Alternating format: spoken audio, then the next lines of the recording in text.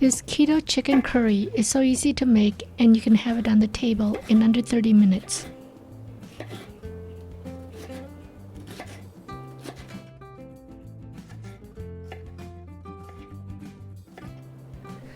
I decided to try out this handy garlic mincer. The link is in the description.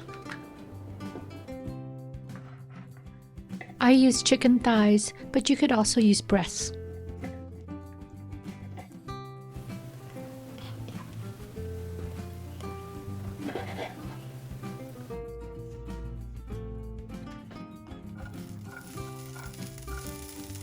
Let the onions cook for a few minutes before adding the peppers.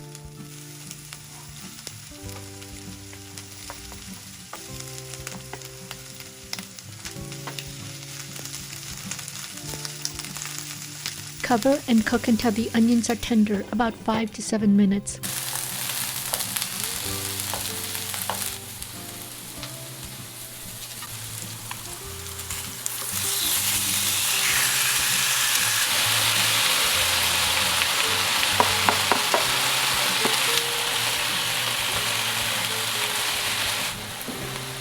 I use this Trader Joe's curry sauce, but there are others available. Just use your favorite.